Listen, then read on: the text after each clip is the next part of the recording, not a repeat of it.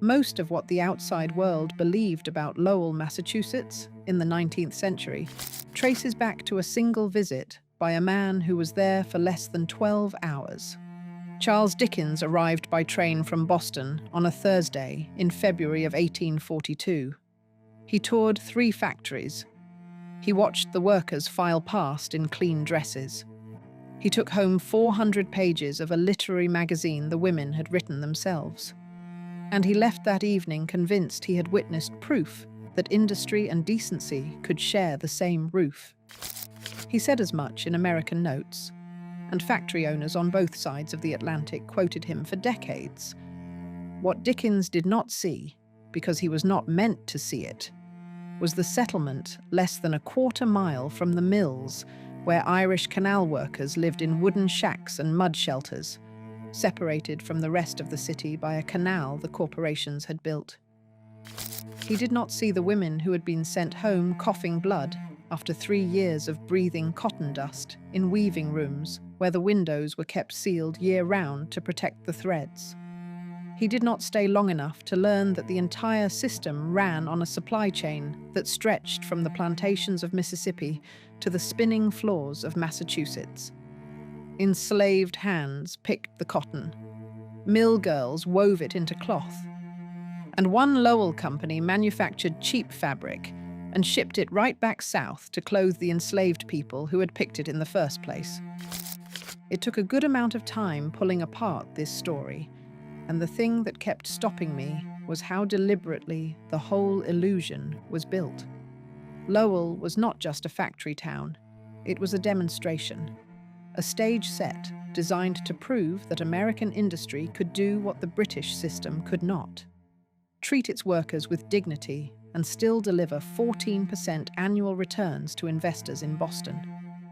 The men who financed it said they believed this. For a few years, visitors like Dickens believed it too. Then the women who actually lived inside that system started writing down what was really happening. And they did not stop at writing. Chapter 1: The Spy Who Built America's First Factory. America did not invent its textile industry. It stole one. Before Francis Cabot Lowell ever set foot in a British cotton mill, a man named Samuel Slater had already smuggled spinning technology out of England and built a small operation in Rhode Island. That was 1790. The machines worked, the factory turned a modest profit, and families, including young children, ran the equipment in a system modelled directly on the worst of British labour practices. What Slater had not managed to bring over was the power loom. Without it, American mills could spin thread, but could not weave finished cloth. The final, most profitable step in the process still belonged to Britain. That is the gap Francis Cabot Lowell set out to close. And the way he closed it reads less like business history than like a spy novel. Lowell came from a family that had been established in Boston long enough to take its position for granted. His father sat on the federal bench. He graduated from Harvard at 18. By his early 30s, he had built a fortune in the import trade, buying silk from China and finished textiles from England. He understood the economics of cloth better than almost any merchant in New England. He could see, in the ledgers of his own company, how much money left the country every year to pay for fabric that could theoretically be manufactured at home. The missing ingredient was the loom. Britain knew what it had. The export of power loom designs was a criminal offence, enforced with searches, seizures, and the threat of prison. Skilled textile workers were banned from emigrating. The factory compounds themselves were built to keep outsiders out, with high walls, iron spikes, and shards of broken glass lining the perimeter. Lowell found a way past all of it. He sailed for Edinburgh in 1810 with his wife, telling people the trip was for his health. This was not entirely a lie. He was exhausted, and she was unwell. But while he spent 2 years moving between Scotland and northern England, the real purpose of the journey revealed itself. Using his standing as a prominent American importer of British goods, he requested and received access to cotton mills in Lancashire and Scotland, the kind of access that was almost never granted to foreigners. The factory owners who opened their doors for him saw a courteous, wealthy customer, not an engineer, not a threat. Lowell reinforced that impression carefully. He asked few questions. He carried no paper. He simply walked the floors and watched the machines operate. What none of his hosts understood was that Lowell possessed an exceptional visual memory. Contemporary accounts call it near photographic. Over the course of those 2 years, he studied gears, shafts, shuttle mechanisms, and thread pathways through dozens of operations. He committed the designs to memory because committing them to paper would have been a confession. When the War of 1812 forced his departure, Lowell and his family boarded a ship for home. British naval officers intercepted the vessel. According to multiple accounts, the family's luggage was searched twice. Lowell was detained for several days at a British base. The officers had been warned that the American merchant might be carrying stolen industrial secrets. They went through trunks, letters, and personal effects. They recovered nothing. Every mechanical detail Lowell had gathered over 2 years of factory visits existed only in his memory. In Boston, he sought out Paul Moody, a master mechanic from Newburyport, whose precision with metalwork was known across the region. Working from Lowell's verbal descriptions and rough sketches, Moody spent roughly a year building what no American had built before, a functioning power loom. And he did not merely copy the British machines. He solved mechanical inefficiencies the British had tolerated for decades. The result was faster and more reliable than anything operating in Lancashire. In 1813, Lowell raised $400,000 from family and associates to form the Boston Manufacturing Company. For context, a typical New England textile mill at the time was capitalized at roughly 1/10 of that amount. The following year, the company opened a factory on the Charles River in Waltham, Massachusetts. It was the first integrated textile mill in the country. Raw cotton went in at one end, finished cloth came out at the other. No American manufacturer had accomplished this before. The operation was profitable within its first year. But Lowell was already looking past Waltham. He wanted something on a completely different scale. A planned industrial city, powered by a river capable of driving dozens of factories simultaneously. He had found the site. Pawtucket Falls on the Merrimack River, where the water dropped 32 feet in under a mile. Enough natural force to power something America had never attempted. Francis Cabot Lowell died in 1817. He was 42. The cause was likely connected to the chronic illness that had provided his cover story 7 years earlier in Edinburgh. He never saw a single building rise along the Merrimack. His partners built the city anyway. They named it after him. Chapter 2. A machine made of water and women. The man they sent to build the city had served as a British officer in the war against Napoleon, before returning to Massachusetts with a conviction that order was the foundation of everything. Kirk Boot was hired by the Boston Associates in 1822 and given authority over virtually all of it: mill construction, canal engineering, road layout, worker housing, even the denomination of the first church. He chose Episcopalian and did not invite discussion. Construction started with the water. The Merrimack River needed to be redirected through a network of channels that could deliver power to one factory after another along a controlled gradient. Over the next several years, workers carved more than 6 miles of canals from Pawtucket Falls through a series of gates and locks to the water wheels and turbines that would drive every spindle in the city.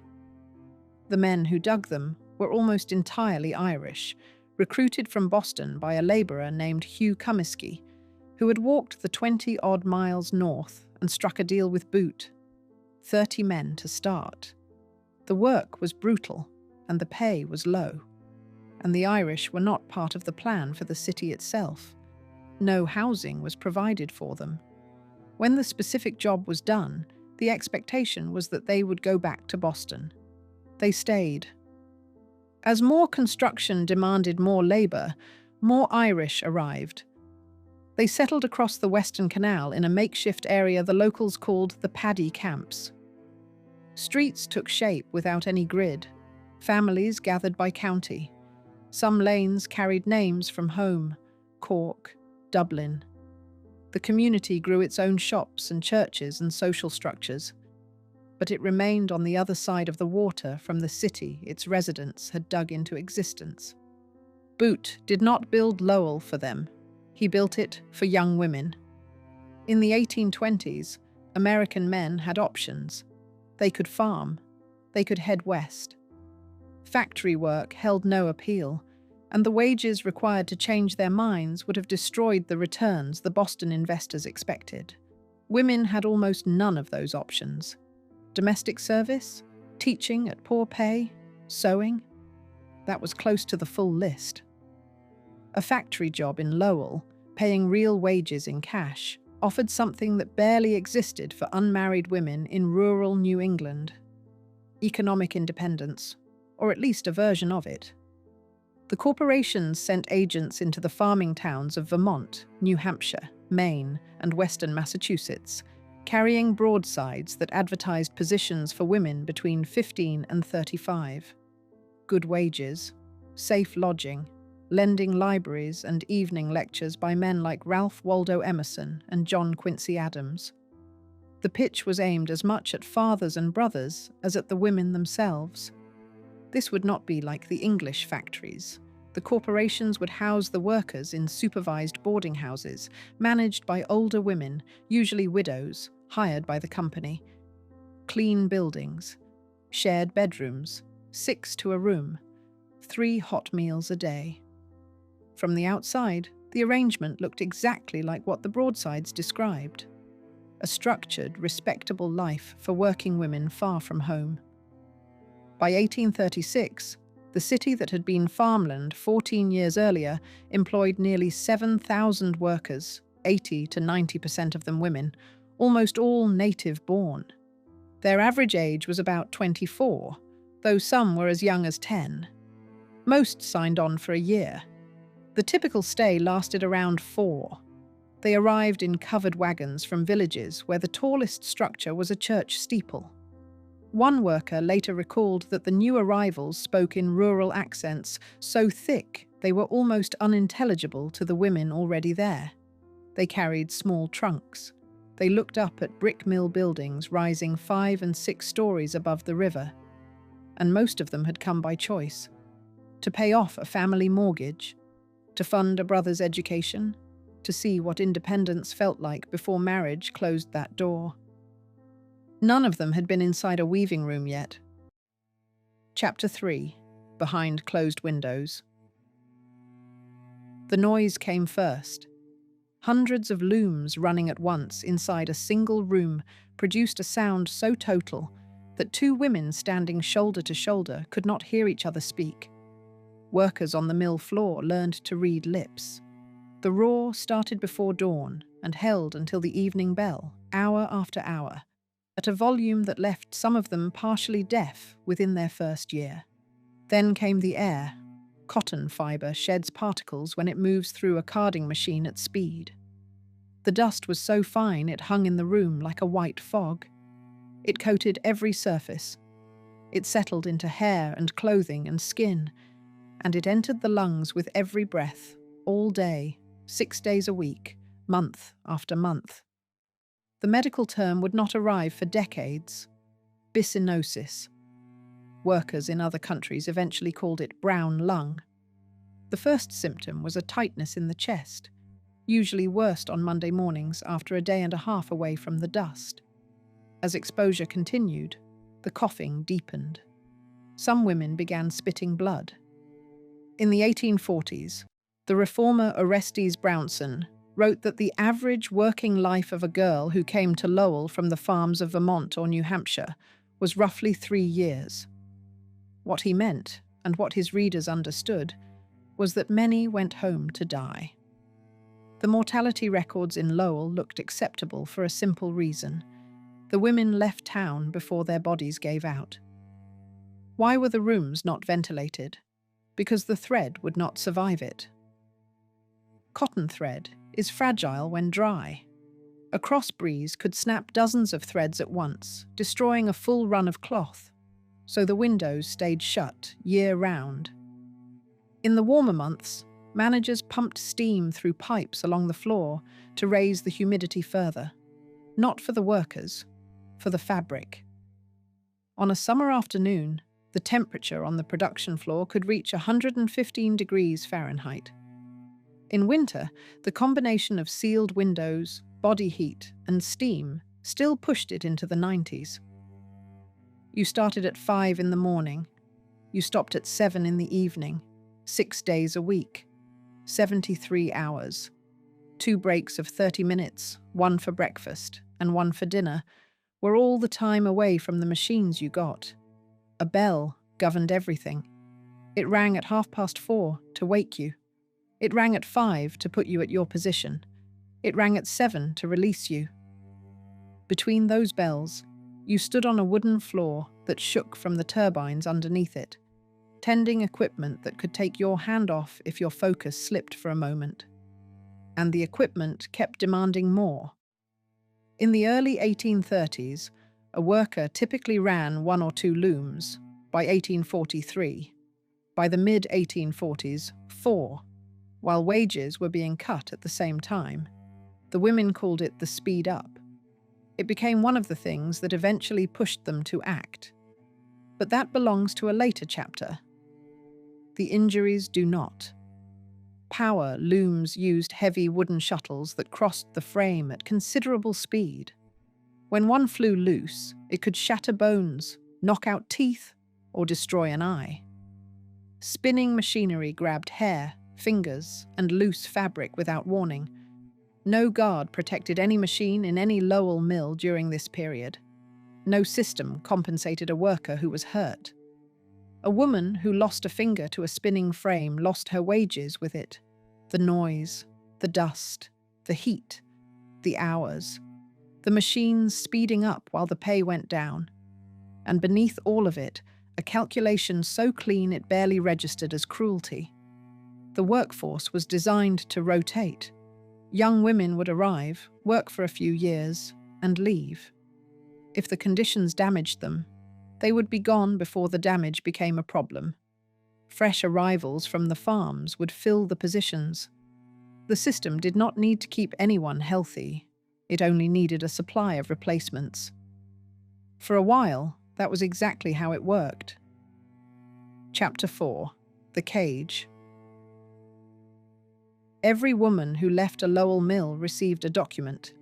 It was small, easy to overlook, and it controlled her future completely. The corporations called it an honorable discharge. Without one, a woman could not be hired at any other mill in the city. Every company in Lowell honored every other company's blacklist.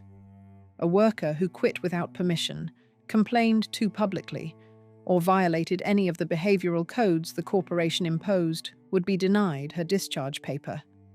She was not fired in the usual sense. She was locked out. Not from one employer, but from the entire system. This was not a side effect of the Lowell model. It was the mechanism that held the model together. The boarding houses that looked so orderly from the outside operated under a set of rules that the recruitment broadsides never mentioned in detail. Residents were required to be in their rooms by 10 at night. Church attendance was mandatory. The specific denomination varied depending on which matron ran the house and which corporation owned it, but skipping services was not an option. Male visitors were prohibited. Extended absences from town required advance permission from the corporation. Every boarding house was managed by an older woman, almost always a widow on the company payroll. whose job was not only to cook and keep the house running, but to observe. She reported to the corporation. If a worker's behavior raised concerns, if she was seen keeping late hours, associating with the wrong people, or expressing opinions that might disturb the order of the household, the matron could escalate the matter. The consequence was rarely dramatic. It was simply the quiet withdrawal of the discharge paper when the time came to leave. The women who lived under this system understood its logic quickly. The rules did not exist to protect them. The rules existed to make them manageable. A workforce that could be denied future employment for stepping out of line did not need to be physically restrained. It policed itself. A woman who saw her neighbor denied an honorable discharge learned the lesson without anyone having to deliver it directly. There is a word that keeps appearing in the historical literature on Lowell, and it is paternalism. The investors used it themselves. They said the system was fatherly, that they were looking after these young women the way a responsible parent would in the absence of her real family. The comparison was deliberate and revealing.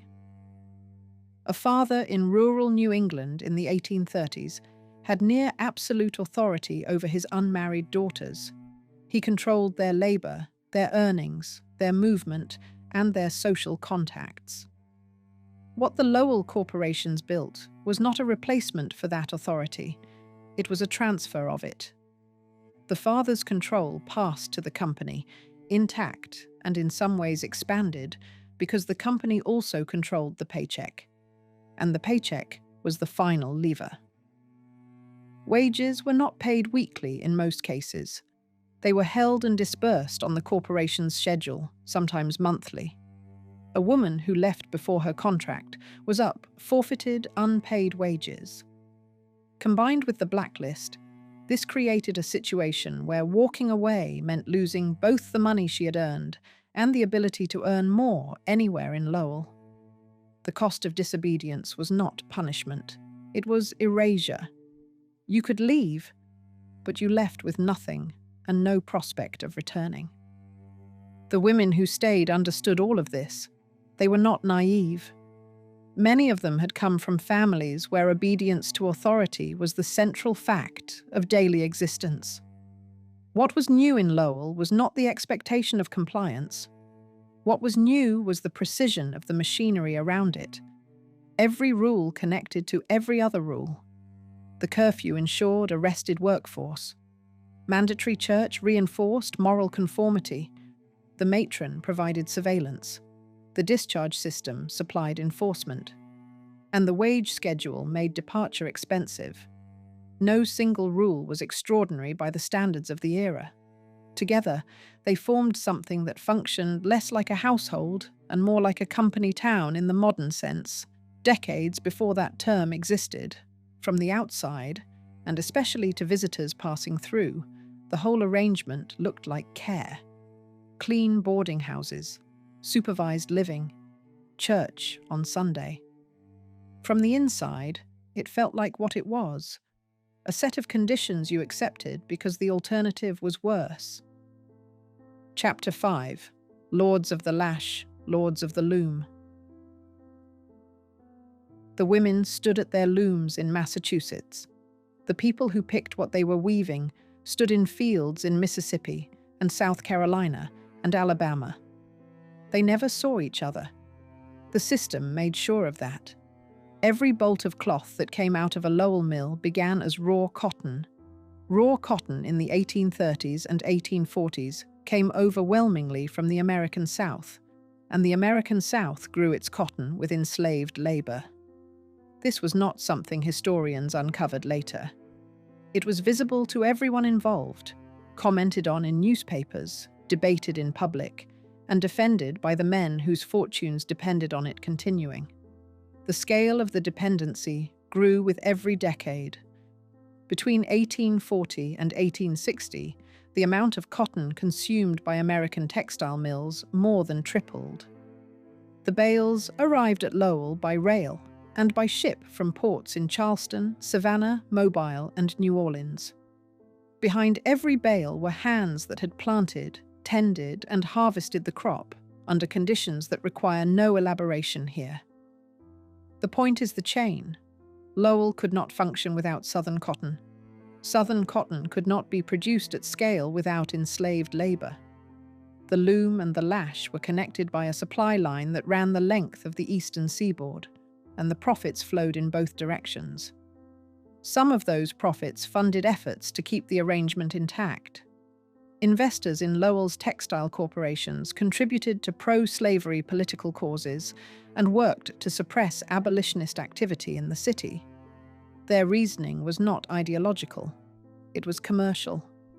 Anything that threatened the supply of cheap cotton threatened their dividends, which between 1846 and 1850 averaged roughly 14% annually.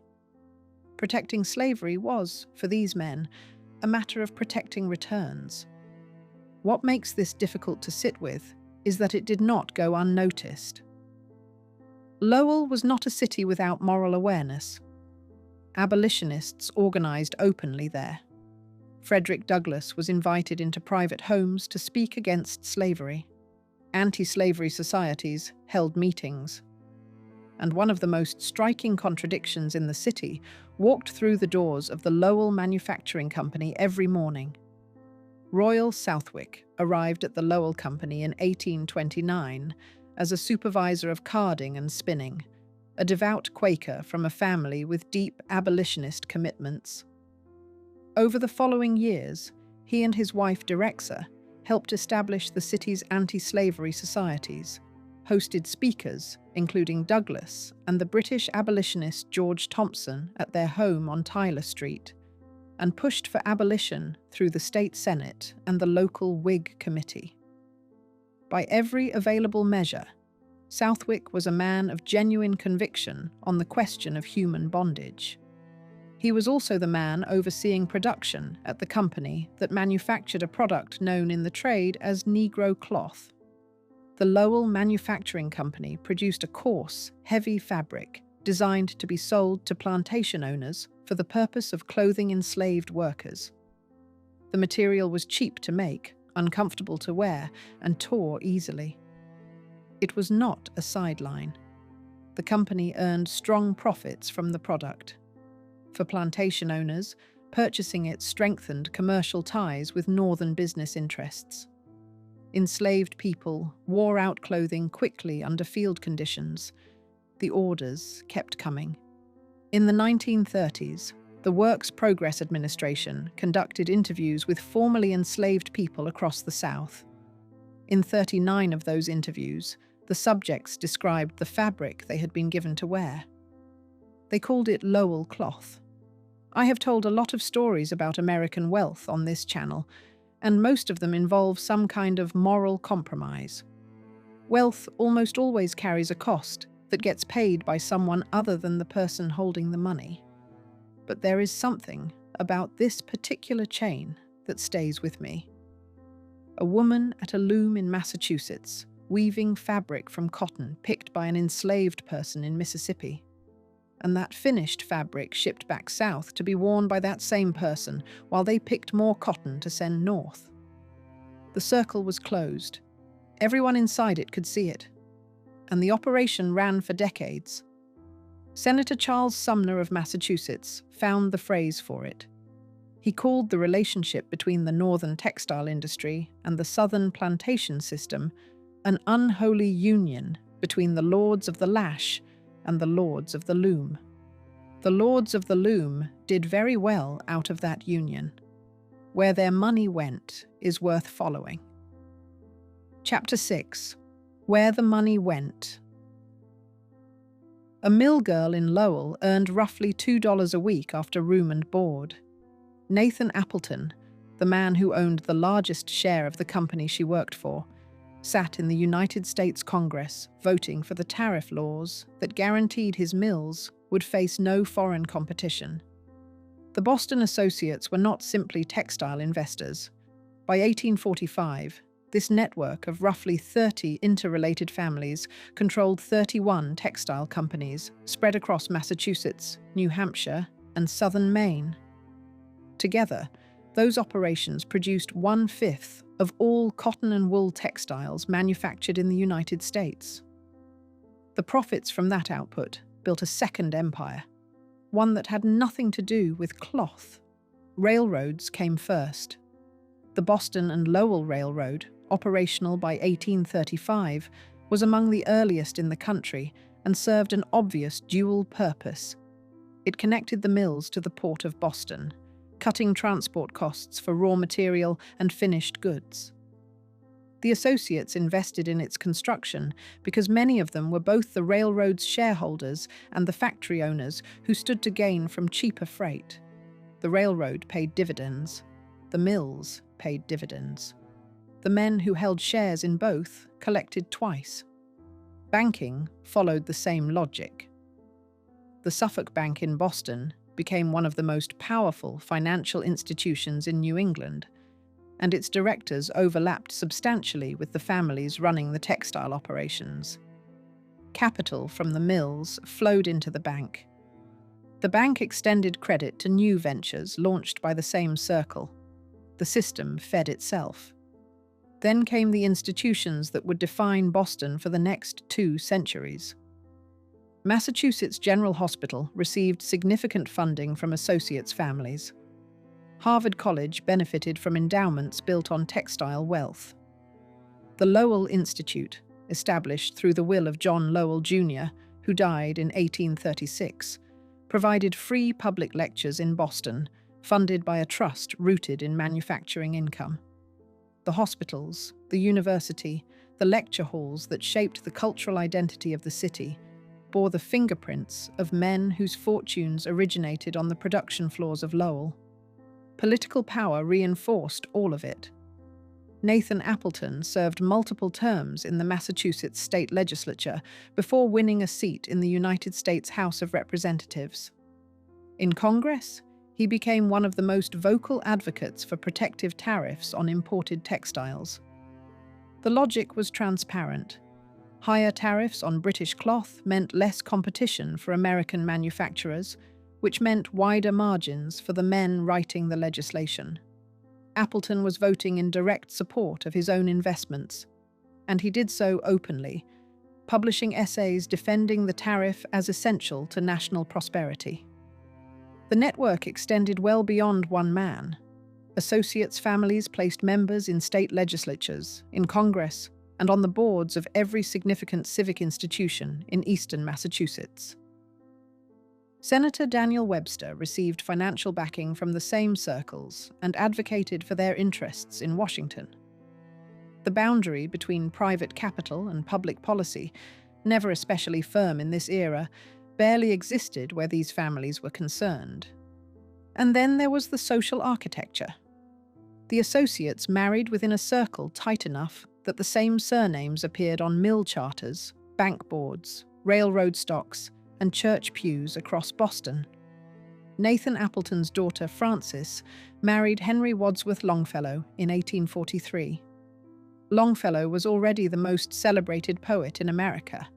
Her father was among the wealthiest men in Massachusetts. The wedding took place at the Appleton residence on Beacon Street. The world those families constructed still stands. The hospitals still operate. The university still bears the weight of their endowments. The railroads they financed became the infrastructure of the regional economy.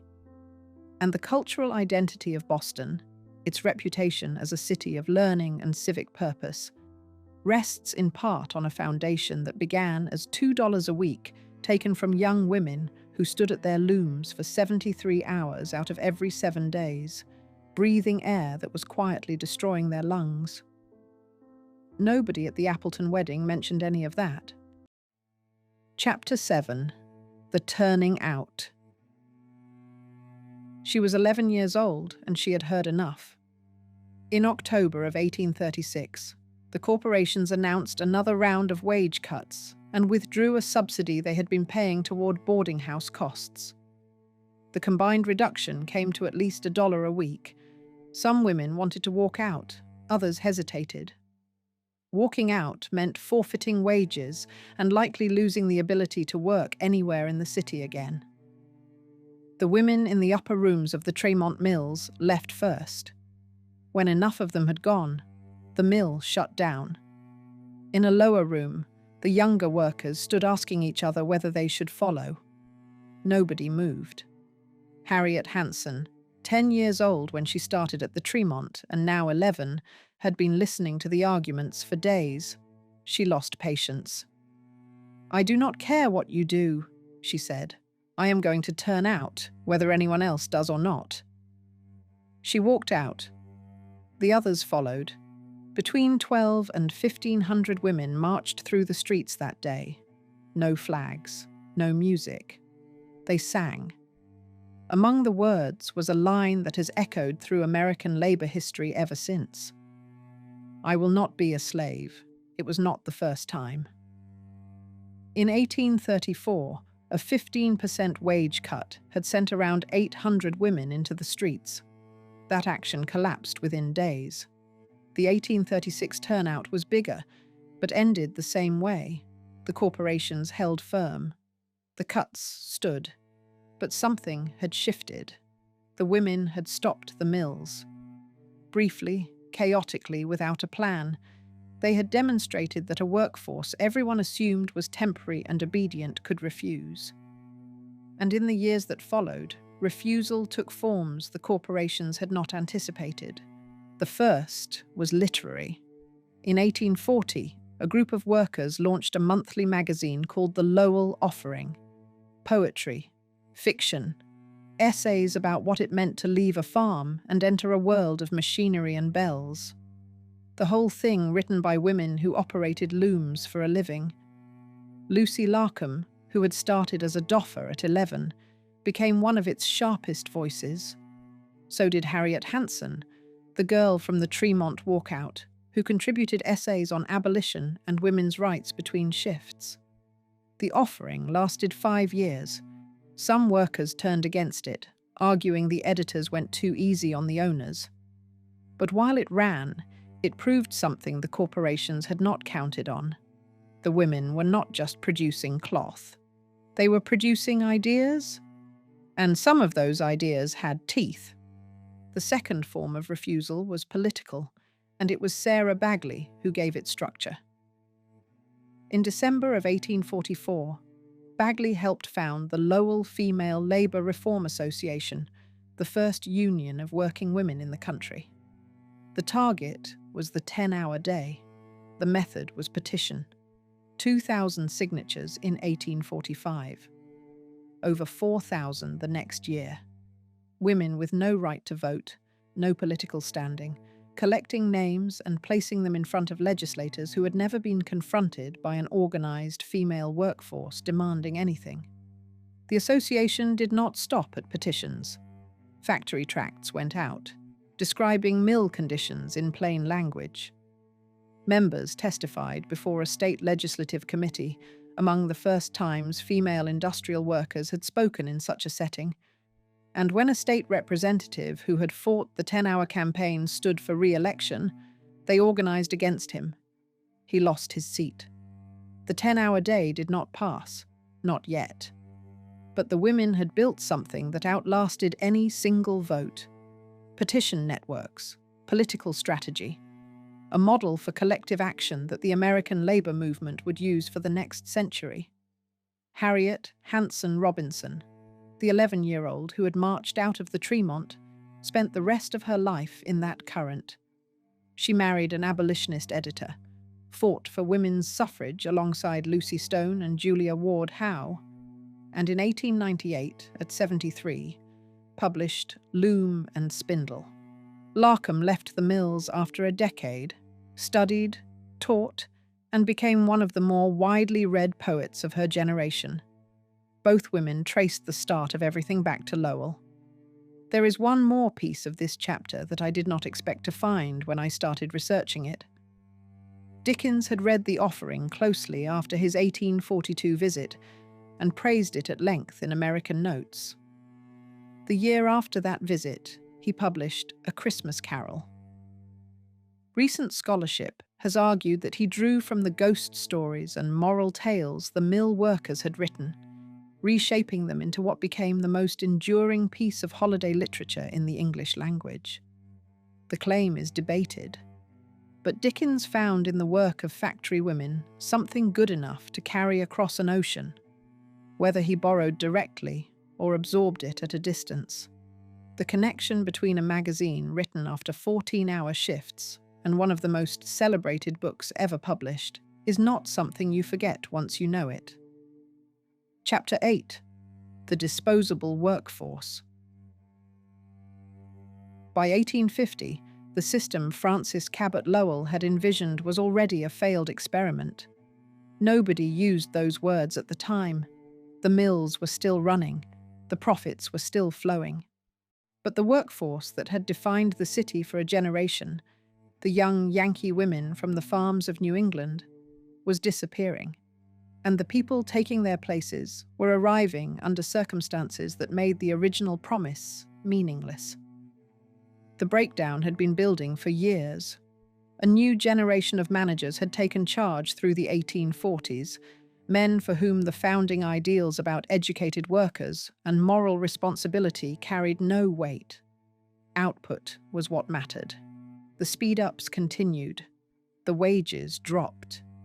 Women who had once come to Lowell voluntarily began leaving for teaching positions, domestic work, or simply for lives the mills could no longer compete with. The owners needed bodies, and in 1845, an entire country began to starve. The potato famine sent hundreds of thousands of Irish across the Atlantic in the space of a few years. Massachusetts absorbed enormous numbers of them. Many ended up in Lowell, not because the city recruited them the way it had recruited the Yankee girls, but because they were desperate and the mills were hiring. These were not single women looking for a taste of independence.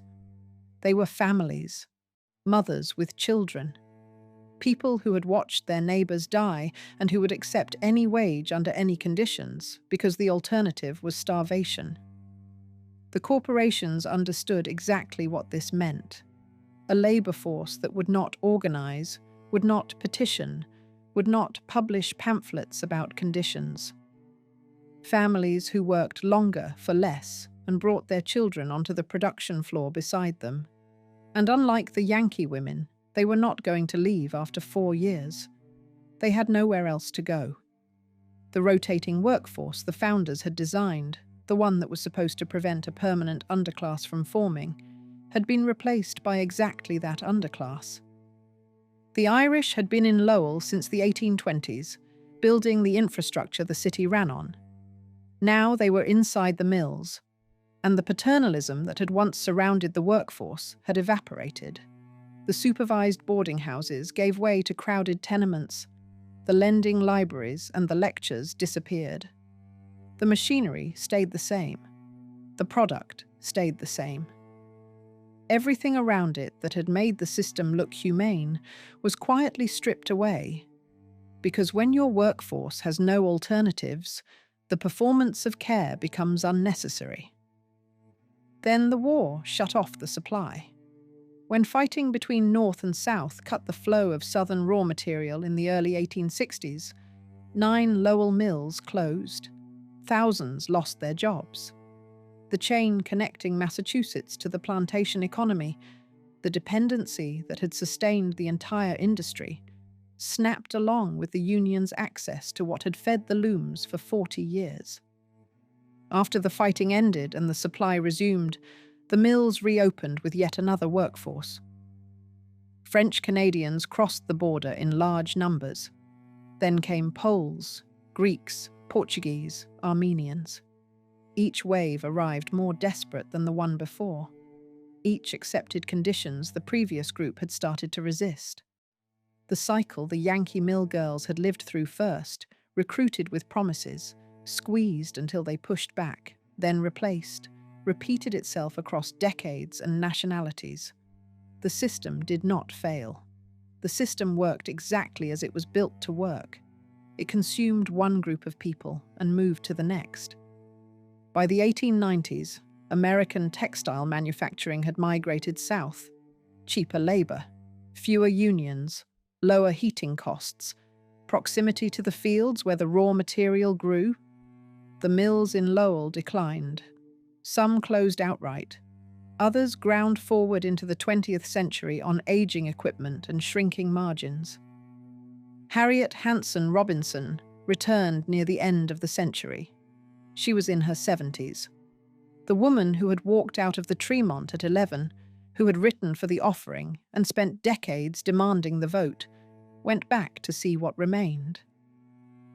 The workers she found were not the confident New England women she remembered. They were immigrants from countries she had never visited, and they carried something she had not seen in the old days. An underfed, prematurely old look about them, a tired hopelessness. She did not recognize the city did not recognize her. Chapter 9. What the Mill Girls Built. The Boot Mills complex in Lowell still stands. The National Park Service restored part of the mill to its early 20th century appearance and filled it with operating looms. When you walk in, the machines are running. The noise hits you the way it must have hit them. A park ranger will tell you that the demonstration runs only a handful of the machines that once filled the space. Even so, most visitors do not stay long. The city around the museum looks nothing like what Kirk Boot laid out in 1822. The canals still run, but they power a hydroelectric plant now, not water wheels. The boarding houses are gone. The brick mill buildings remain, repurposed as apartments and offices and university space. Lowell is a living city, not a ruin.